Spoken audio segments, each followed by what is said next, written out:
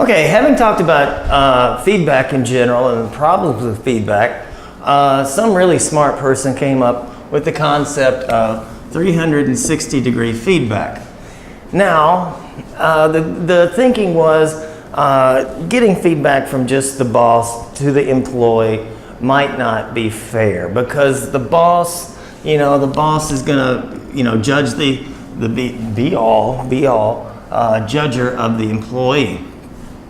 And the thinking was that to be more fair and to be more valid, maybe it'd be more fair to the employee if we got not only the boss's view of things, of the employee, but we also get the coworkers' view.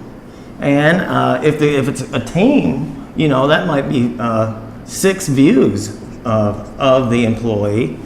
And then if the employee, say, is a team leader or a frontline manager, they would have subordinates. So then we could get the subordinates' view of the employee. This is you. How you feeling now? You feeling good? You're about to take a beating. And then completing the 360, I guess, we could have the customers and their view of you as the employee. So it's not just the boss beating up on you, or maybe having rose-colored glasses towards you. You get the view of the boss, the coworkers, the subordinates, if there are any, and the customers. So, and let me say that the customers could be internal, like the next department. Let me put that down. External would be next department. Maybe we pass things, we do something, add value to something, and we give it to the next department so they could give us feedback on how that went.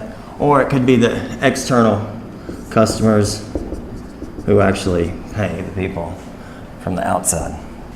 So as you can see, this gets kind of complicated. And here again, the thinking is the coworkers know more than management, the subordinates know more than management, because we were just going to do this, but now we're doing all of this. And the customer is king or queen, so we get the customer's view of the employee. So through maybe a customer survey or something. So the problem is, you can see that this would take forever. It would take too long.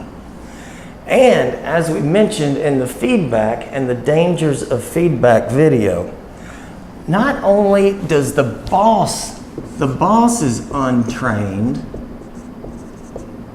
I can guarantee you at least 80% out there aren't trained. And if they were trained, they forgot everything that they learned because they were just trying to get an A and get out of college, or a C and get out of college, if they went to college. So these are people who are untrained, and they don't know the concept of external factors and systems thinking. There's more things going on than just the employee.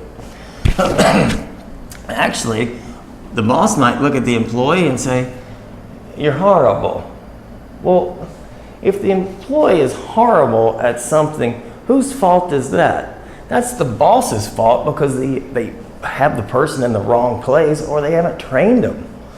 So, and then here's where the whole backstabbing comes in. We have the blame game. They're gonna, and then make things worse. Who said what? Who said that? Hey, it says on my review that one of my coworkers, says I'm dishonest or something. Who said that? I want to know. So this doesn't create teams unless they team up, where we all sleep together. Everyone gets an A, just so we don't have any problems. It's understood. Don't say anything bad, and then we won't have any problems. Let's team up, get in bed together. And then the paranoia that would come along with a bad review from somebody.